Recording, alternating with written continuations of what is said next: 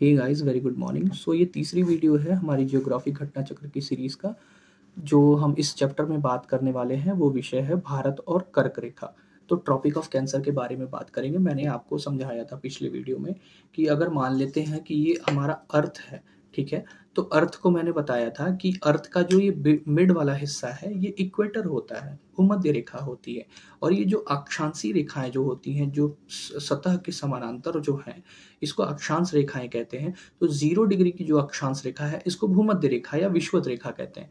तो विषुवत रेखा के ऊपर का जो हिस्सा होता है उसे उत्तरी गोलार्ध कहते हैं, और उत्तरी गोलार्ध के भीतर जो रेखाएं होती हैं उन्हें उत्तरी अक्षांश रेखाएं कहते हैं। उत्तरी अक्षांश रेखाओं में 23.5 डिग्री की जो अक्षांश रेखा है उसको हम कर्क रेखा कहते हैं, ठीक है। उत्तरी गोलार्ध में उत्तरी अक्षांश रेखाओं में 23.5 डिग्री की अक्षांश रेखा जो है उसे कर्क रेखा कहा जाता है।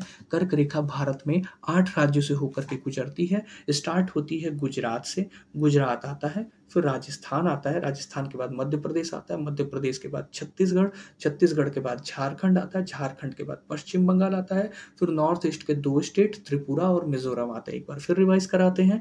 प्रवेश करता है गुजरात से, गुजरात के बाद राजस्थान, राजस्थान के बाद मध्य प्रदेश, मध्य प्रदेश के बाद छत्तीसगढ़ जो मध्य प्रदेश से अलग हुआ है, उसके बाद आपका आता है झारखंड, पश्चिम बंगाल, त्रिपुरा और मिजोरम। तो ये 8 राज्यों से होकर के कर्क रेखा गुजरती है। भारत के उत्तर में, भारत के उत्तरी मतलब उत्तरी भारत में से ये होकर गुजरती है। और पृथ्वी के उत्तरी गोलार्ध में उत्तरी अक्षांश रेखाएं हैं जो 23.5 डिग्री अक्षांश रेखाएं कहते हैं। इंग्लिश में इन्हें ट्रॉपिक ऑफ कैंसर कहते हैं, ठीक है। ये भारत में 8 राज्यों से होकर गुजरती है। एक और बात, जो अक्षांश रेखाएं होती हैं भारत में, वैश्विक दृष्टि से अगर देखें पृथ्वी में, ग्लोब में, तो ग्लोब में उत्तर में जो 0 डिग्री अक्षांश रेखा है जिसे भूमध्य रेखा कहते हैं, विषुवत रेखा, विषुवत रेखा से कर्क रेखा के बीच की जो क्षेत्र होती है उसे उष्णकटिबंधीय कहते हैं। और उष्णकटिबंधीय यानी कर्क रेखा जो है, कर्क रेखा से ऊपर 66 डिग्री के आसपास का जो रीजन होता है उसे उपोष्णकटिबंधीय कहते हैं। तो जो भारत की जो कर्क रेखा है ये मौसम का भी निर्धारण करती है। इस कर्क रेखा के पास तक की जो क्षेत्र होती है, 0 डिग्री से कर्क रेखा के आसपास तक के क्षेत्र जो होते हैं ये उष्णकटिबंध में आते हैं। और कर्क रेखा के ऊपर का हिस्सा और 66 डिग्री के आसपास तक का जो हिस्सा होता है इसको हम उपोष्णकटिबंध कहते हैं। उपोष्णकटिबंध के भीतर जो होता है ये दाब का अंतर होता है। और उसके साथ ही साथ ये जो हमारी जो उष्णकटिबंधीय क्षेत्र है, भारत का अधिकांशतः कृषि वाला क्षेत्र जो है, ज़्यादातर जो क्षेत्र आते हैं उष्णकटिबंध के भीतर आते हैं, ठीक है। तो उष्णकटिबंधीय क्षेत्र, तो इसलिए अगर प्रश्न आपसे पूछा जाए कि भारत जो है उष्णकटिबंध में आता है, उपोष्णकटिबंध में आता है, दोनों में आता है, तो आंसर आपका दोनों में है। समूचा भारत जो है उष्णकटिबंध के भीतर नहीं आता है, ठीक है। उपोष्णकटिबंध, उष्णकटिबंध दोनों ही क्षेत्र भारत में विद्यमान है। अच्छा, सूर्य के उत्तरायण होने की स्थिति में, जब सूर्य जो होता है, पृथ्वी टिल्ट है, ठीक है, मूव करती है, अपने अराउंड रिवॉल्व करती है, तो इसके कारण मौसम बदलता है। लेकिन जब पृथ्वी की सूर्य से बीच की जो दूरी होती है उसके बदलने के आधार पर भारत में मौसम का निर्धारण होता है।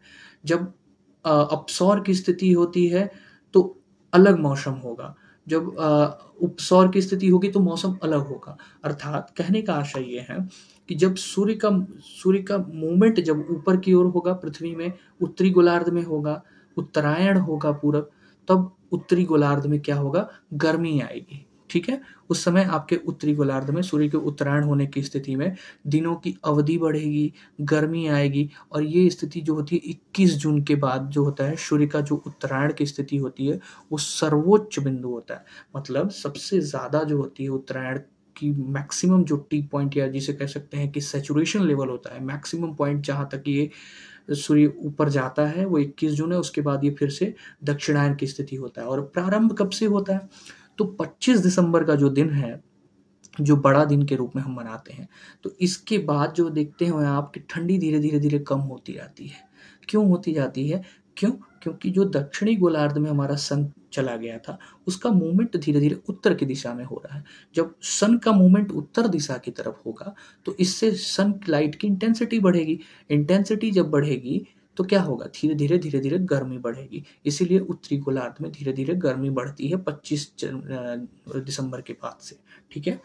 तो आई विश कि आपको कुछ समझ में आया होगा, मैं थोड़ी आपकी हेल्प ज़रूर किया होगा। So thank you so much guys, thank you for watching.